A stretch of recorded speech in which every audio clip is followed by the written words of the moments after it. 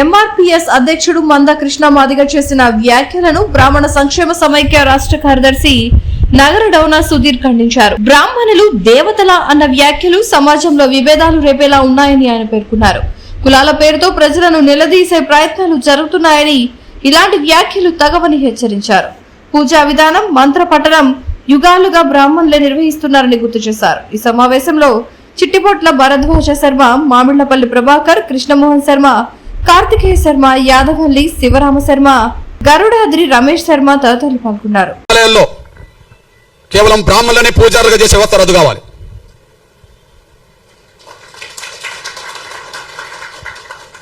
కేవలం బ్రాహ్మణులని పూజారులుగా చేసే వ్యవస్థ రద్దు కావాలి. ఏంది అది పేటెంటా? ఎందుకు రద్దు కాదు? ఈ రాజ్యాంగంలో ఏదైనా రద్దు చేయవచ్చుగా. ఈ రాజ్యాంగం ఈ దేశంలో కుల వ్యవస్థ అనుకుంటే రాజ్యాంగం రద్దు చేస్తుంది కదా. పార్లమెంట్లో బిల్లు పాస్ అవుతే రద్దు అవుతుంది కదా. దానికి అనుగుణంగా రాష్ట్రపతులు ఆర్డర్లు తీయవచ్చు కదా. ఎందుకు రద్దు కాదు? ఈ దేశ హిందూ దేవాలయాల్లో భక్తులు అన్ని వర్గాల వాళ్ళు ఉన్నప్పుడు పూజారులు మాత్రం బ్రాహ్మణులు మాత్రం ఎందుకు ఉండాలి? వెంకటేశ్వర స్వామిని నమ్ముకున్న వాళ్ళు హిందూ సమాజంలో అన్ని వర్గాల వాళ్ళు ఉన్నారు. రాముణ్ణి నమ్ముకున్న వాళ్ళు హిందూ సమాజంలో అన్ని వర్గాల వాళ్ళు ఉన్నారు. ఓకే, కృష్ణుడిని నమ్ముకున్న వాళ్ళు, ఇతరులు నమ్ముకున్న వాళ్ళు అన్ని వర్గాల్లో ఉన్నారు కదా. దేవుడి దగ్గర, గర్భగుడి దగ్గర పూజ వృత్తి చేసే కాడ బ్రాహ్మణులు ఎందుకు ఉండాలి? వాళ్ళు ఏమైనా దైవదూతలా? దేవుడు బ్రాహ్మణులను మాత్రమే ఉండాలని ఇక్కడ నేను చెప్పిండా? వెంకటేశ్వర స్వామి చెప్పిండా? రాముడు ఏమైనా చెప్పిండా? కృష్ణుడు ఏమైనా చెప్పిండా? ఇంకెవరైనా చెప్పిండ్రా? హిందూ దేవాలయంలో బ్రాహ్మణులు మాత్రమే పూజలు ఉండే వ్యవస్థ రద్దు కావాలా నా డిమాండ్. అక్కడి నుంచి కుల నిర్మూలకు దారితీస్తుంది, అక్కడి నుంచి సమానత్వానికి దారితీస్తుంది. హిందూ వ్యవస్థలో సమానత్వం రావడానికి పునాదులు పడతాయి.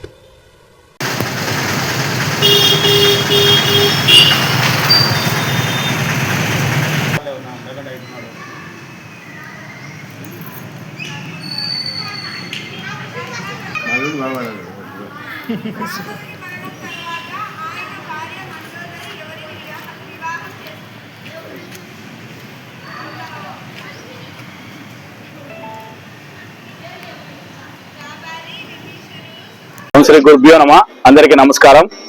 ఈరోజు మందకృష్ణ మాదిగ గారు మాట్లాడినటువంటి మాటలకు ఖండిస్తూ, ముఖ్యంగా ఆలయాల్లో పనిచేస్తున్నటువంటి అర్చక పురోహిత వర్గం వాళ్ళ గురించి మాట్లాడిన మాటలు చాలా తీవ్రంగా ఉన్నాయి, బాధపరిచే విధంగా ఉన్నాయి. అవి వాటిని ఆయన ముందు వెనక్కి తీసుకోవాలని ఫస్ట్ గా డిమాండ్ చేస్తున్నాం.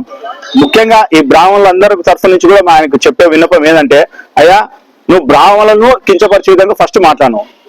స్వాములు అందరూ పెద్దలు చెప్పినట్టుగా అన్ని రకాలుగా పురాణాలు అవన్నీ చెప్పినావు. ముఖ్యంగా శ్రీకృష్ణుడు అంటే నీ పేరులోనే కృష్ణుడు ఉన్నాడు. శ్రీకృష్ణుడు తన ఫ్రెండ్ అయినటువంటి ఎవరు కుచేలుడు వాళ్ళ ఇంటికి వస్తే కూర్చోబెట్టి కాళ్ళు కడిగి కాళ్ళు నెత్తినేసుకున్నాడు. అటువంటి కృష్ణుడికే బ్రాహ్మణుడికి అంత మంచి మర్యాద ఇచ్చాడంటే నువ్వు కృష్ణుడి పేరు పెట్టుకొని నువ్వు ఎంత నికృష్టంగా మాట్లాడుతున్నావు అని చెప్పి ఒకసారి ఆలోచన చేసుకోవాలా. కాబట్టి ఈ బాధ ఎందుకు చెప్తున్నామంటే, కేవలం ఒక బ్రాహ్మణ జాతినే కాదు, పురోహితులు పాపం పొద్దున్న వేసే వాళ్ళు 2000కో 3000కో 4000కో గుళ్ళల్లో వచ్చే దక్షిణతోనూ ఇంకో దాంతో బతికే వాళ్ళ మీద నీ ప్రతాపం, నీ మాట లేదో మాకేం అర్థం కాలేదు ఇవన్నీ. కాబట్టి నీకు కేంద్ర ప్రభుత్వం ఒక మంచి హోదా, పదవి ఇచ్చి ఒక పురస్కారం ఇచ్చి నీకు గౌరవించింది. కర్నూలు కూడా పెద్ద కటౌట్ ఉంది నీకు, మా కర్నూలు జిల్లా నంద్యాల పక్కనే. కాబట్టి దానికి తగ్గట్టుగా ప్రవర్తించు. నువ్వు ఎవరి గురించి మాట్లాడాలా, ఎక్కడ మాట్లాడాలో మాట్లాడు. నువ్వు ఈ పదాలన్నీ ఎందుకు మాట్లాడాలని చెప్పి ఆల్రెడీ మీడియాలలో అన్ని చోట్ల వచ్చింది. కాబట్టి ఇటువంటి వ్యాఖ్యలు ముఖ్యంగా బ్రాహ్మణ పురోహితులు అర్చకుల మీద, బ్రాహ్మణ వర్గం మీద ఇటువంటి మాట్లాడితే ఎవరు ఉపేక్షించేది లేదు. కాబట్టి మరొక్కసారి మీ వయసుకు తగ్గట్టుగా మీకున్నటువంటి మేధాశక్తి మంచిది, దానికి తగ్గట్టుగా చేయాలని చెప్పి మీకు నేను సవినీయంగా కోరుకుంటున్నాను. ధన్యవాదాలు. హరి ఓం. అర్చకస్య ప్రభావేన శిలా భవతి శంకర. అర్చకుడు చేసేటువంటి పూజా విధానం చేతనే ఆ విగ్రహంలోకి, శిలలోకి శంకరుడు వచ్చి కూర్చుంటాడు అని చెప్పి ఆగమ శాస్త్రాలు చెప్తున్నటువంటి విషయం. అటువంటి అర్చకుడు ఎవరి జోలికి వెళ్ళేటువంటి వ్యవహారం ఉన్నటువంటి వాళ్ళు కాదు. అయితే మందకృష్ణ మాదిగ గారు, ఎందుకంటే ఆయన ఏ సంస్కారంతో అయినా మాట్లాడి ఉండొచ్చు, కానీ మేమైతే ఆయన గారు అనే సంబోధన చేస్తూ ఉన్నాం. మందకృష్ణ మాదిగ గారు మాట్లాడినటువంటి మాటలు వినడం జరిగింది. జాంబవంతుడి గురించి, చాలా గొప్పగా చెప్పుకున్నారు. చాలా విశేషం, మంచి విషయం. ఎందుకంటే మాకందరికీ కూడా జాంబవంతుడు ఆరాధ్యనీయుడే. కేవలం ఒక కులానికో ఒక తెగకో సంబంధించినటువంటి వాడు కాదు జాంబవంతుడు. మొత్తం హైందవ సమాజానికి అందరికీ సంబంధించినటువంటి వాడు జాంబవంతుడు. ఎందుకు అంటే వాల్మీకి రామాయణంలో నువ్వే చెప్పావు చాలా విషయాలు. ఆంజనేయ స్వామి తన యొక్క శక్తిని తెలుసుకోవడానికి కారణభూతుడైనటువంటి వాడు జాంబవంతుడు. అట్లే రాముని యుద్ధం చూసి రామునితో యుద్ధం చేయాలనే కోరికను వెళ్ళబుచ్చితే ఆ కోరికను తర్వాత అవతారంలో అంటే కృష్ణావతారంలో ఆ స్వామి 28 రోజులు జాంబవంతునితో యుద్ధం చేసి ఆ కోరికను తీర్చాడు అనే విషయాలు కూడా చాలా చక్కగా చెప్పావు ఈ హైందవ పురాణాల గురించి. కానీ బ్రాహ్మణ సమాజం ఏం చేసిందయ్యా? కేవలం వాళ్ళ పని వాళ్ళు చేసుకుంటూ వాళ్ళ యొక్క వృత్తి వాళ్ళ యొక్క జీవనం వాళ్ళు గడుపుతూ లోకా సమస్త సుఖినో భవంతు అని చెప్పి కోరుకునేటువంటి జాతి ఏదైనా ఉంది అంటే అది బ్రాహ్మణ జాతి. అటువంటి బ్రాహ్మణ జాతిని కించపరిచేట్టుగా మాట్లాడాల్సినటువంటి అవసరం ఎందుకు వచ్చింది? ముఖ్యంగా అర్చకుడు, దేవాలయంలో అర్చకులు కానీ లేదా విధి విధానం కానీ ఎందుకు మా వాళ్ళు చేయకూడదు అన్నట్టుగా కూడా నువ్వు మాట్లాడావు. ఒక పద్ధతి ఉంటుంది దేనికైనా కూడా. ఏంటి అంటే అనూచానంగా వస్తున్నటువంటి సాంప్రదాయాలు పాటించగలిగినటువంటి వ్యక్తి మాత్రమే దేవాలయ వ్యవస్థలో అర్చకుడిగా పనికొస్తాడు అని చెప్పి ఆగమ శాస్త్రాలు చెప్తూ ఉన్నాయి. వాల్మీకి రామాయణం గురించి మాట్లాడినావు, తర్వాత భారతం గురించి మాట్లాడినావు. ఇన్ని విషయాలు మాట్లాడిన వాడివి ఆగమ శాస్త్రాలు తెలుసుకోవాలన్న విషయం నీకు కొంచెమన్నా ఇంకితం ఉందా? ఆగమ శాస్త్రాలు ఏం చెప్తున్నాయి? ఒక అర్చకుడు ఎట్లా ఉండాలని చెప్తూ ఉన్నాయి. ఆ పద్ధతి ఏమన్నా ఉందా? ఆ పద్ధతిలో అర్చకుడు ఎంత నిష్ఠతో ఎంత జాగ్రత్తగా ఆ పూజలు ఆ పునస్కారాలు ఆచరిస్తే ఆ వ్యవస్థ నిలబడుతూ వస్తుందో కొన్ని తరతరాలుగా అది నువ్వు గమనించాలి. ముఖ్యంగా వేదం ఈరోజు ఇక్కడ 4 వేదాలు అనేక శాఖలు ఉపశాఖలు నిలబడ్డాయి అంటే బ్రాహ్మణ వ్యవస్థ వాళ్ళు గురుకుల వ్యవస్థలో ఒక పరంపరలో గురువు గారి నుంచి శిష్యులకు, శిష్యుల నుంచి మళ్ళీ ప్రశిష్యులకు అట్లా పరంపరగా వచ్చి వేదాన్ని ఆగమ శాస్త్రాలను విద్యా విధానాన్ని హైందవ సంస్కృతిని నిలబెడుతూ ఉన్నటువంటి నిష్కల్మషమైనటువంటి జాతి మీద అవాకులు చవాకులు ఈసారి పేలినావంటే మాత్రం ఖచ్చితంగా చెప్పాల్సిన అంశం ఏంటంటే ఈ ఆంధ్రప్రదేశ్ నువ్వు ఎక్కడ పలివేరలో నువ్వు అడుగు పెట్టాల్సి వచ్చినా కూడా ఖచ్చితంగా బ్రాహ్మణ జాతి మాత్రం ఊరుకునే ప్రసక్తి ఉండదు ఇటువంటి మాటలు మాట్లాడితే. కాబట్టి ఇప్పటికైనా నువ్వు తప్పు ఒప్పుకొని ఇప్పుడు ఈ సమాజంలో ఎంతో నిస్వార్థంతో చేస్తున్నటువంటి సేవ కలిగినటువంటి బ్రాహ్మణ జాతిని అర్చకుల్ని గౌరవిస్తూ నీ వృత్తి నువ్వు గౌరవంగా ఆచరించుకో.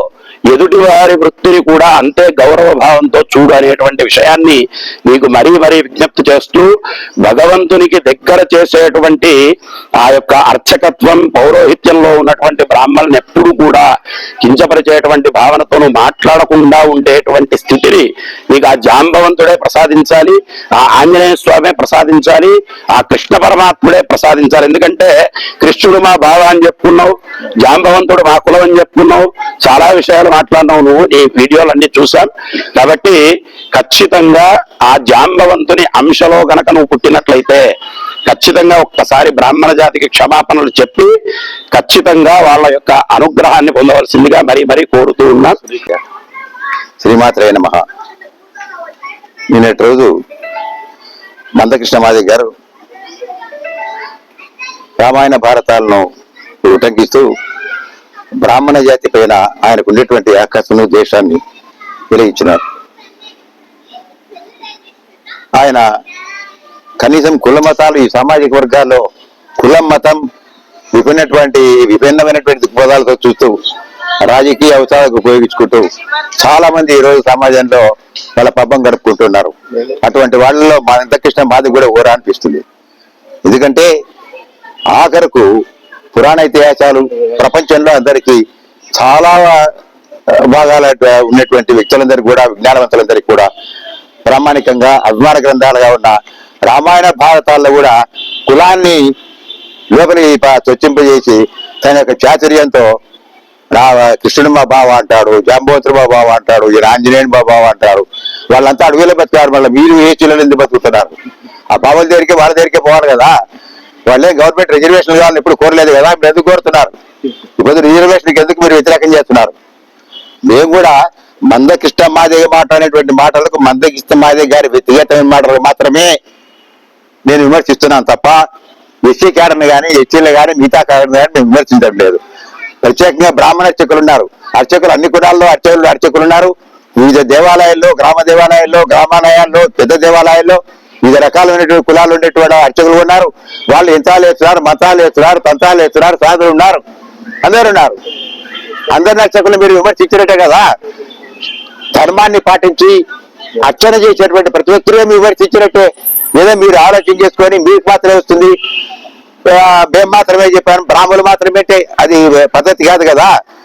మీరు విమర్శిస్తే, మీరు ఏమన్నా చేస్తే మీ వ్యక్తిగతంగా మీకుండే లోపాలను వదిలించండి. మళ్ళీ VVD న్యూస్ టీవీని తక్షణమే సబ్స్క్రైబ్ చేసుకోండి. నోటిఫికేషన్ కోసం చేయండి. మరిన్ని అప్డేట్స్ కోసం ప్రతి ఒక్క కుటుంబానికి ఉచిత ప్రకటనలు వచ్చే విధంగా మీకోసం మీ ముందుకు VVD న్యూస్ టీవీని AP5 నందు 99వ ఛానల్ మరియు యూట్యూబ్ నందు వీక్షించెదరు.